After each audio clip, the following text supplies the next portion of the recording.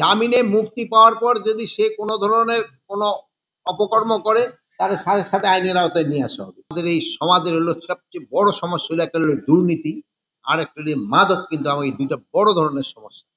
আমরা এটারে কিভাবে আমরা দূর করতে পারি সমাজ থেকে, এটা নিয়েও আলোচনা হয়েছে।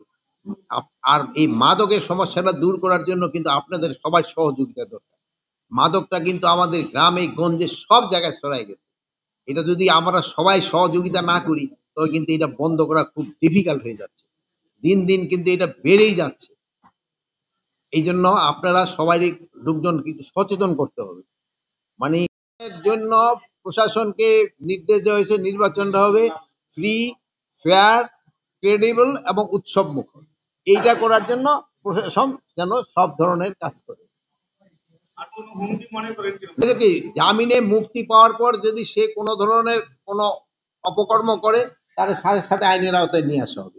যেহেতু জামিন দেওয়াটা তো আমার হাতে না, এই কোর্ট হলো স্বাধীন, তারা তাকে জামিন দিয়ে দিচ্ছে, কিন্তু জামিন দেওয়ার পরে যদি সে কোনো ধরনের অপকর্ম করে তাহলে আমরা আইনের আওতায় নিয়ে আসি।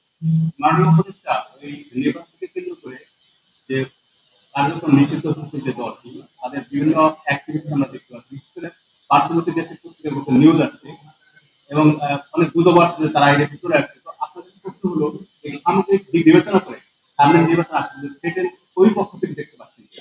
এখন কি আমি একটু বলি যে আপনারা এই এই পার্শ্ববর্তী দেশ অনেক সময় অনেক গুজব রটায়, কিন্তু আপনাকে ওই জন্য অনেক অনেক ধন্যবাদ। আপনারা সত্যি ঘটনাটা প্রকাশ করার পরে পার্শ্ববর্তী দেশের গুজব কিন্তু অনেক কমে গেছে।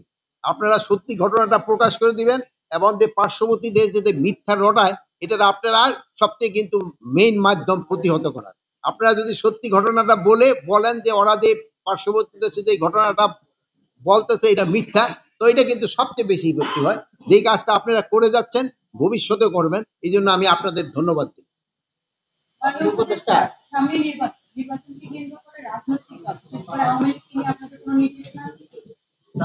এখন শোনো, কোনো দল নিয়ে আমাদের কোনো নির্দেশনা নেই। রাজনীতি ইসের ক্ষেত্রে হলো, নির্বাচনের ক্ষেত্রে হলো কতগুলি ফ্যাক্টর আছে। যেমন একটা হলো মেইন ফ্যাক্টর হলো জনগণ। জনগণ যেসব নির্বাচনমুখী হয়ে যাবে সেই সময় অনেকেই চেষ্টা করলেও কিন্তু কিছু করতে পারবে না।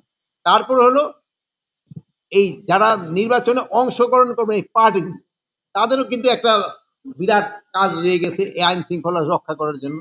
তারপরে আমাদের রয়ে গেছে ইলেকশন কমিশন, তাদের একটা বড় ধরনের কাজ রয়ে গেছে। তারপরে আমাদের রয়ে গেছে প্রশাসনে যারা আছেন তাদের একটা বড় ধরনের কাজ রয়ে গেছে। তারপরে আরেকটা রয়ে গেছে আমাদের আইন শৃঙ্খলা বাহিনীতে যারা আছে তাদের একটা, মানে সবার একটা, এটা সবাই একটা একসাথে কাজ করলে এটা কোনো ধরনের কোনো সমস্যা হবে না আমি বলি। আমরা সোশ্যাল মিডিয়াতে দেখতে পাচ্ছি কার্যক্রম নিষিদ্ধ দলটি কিন্তু কিছু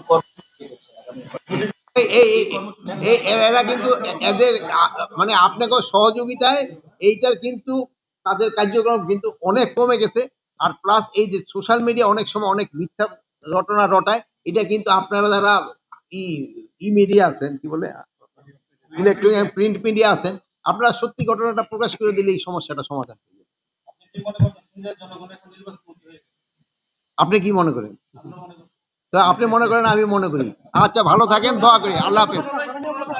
মাননীয় উপদেষ্টা ডক্টর জাকির নায়েক আসার কথা ছিল, কালকে এটা নিয়ে মিটিং করেছেন।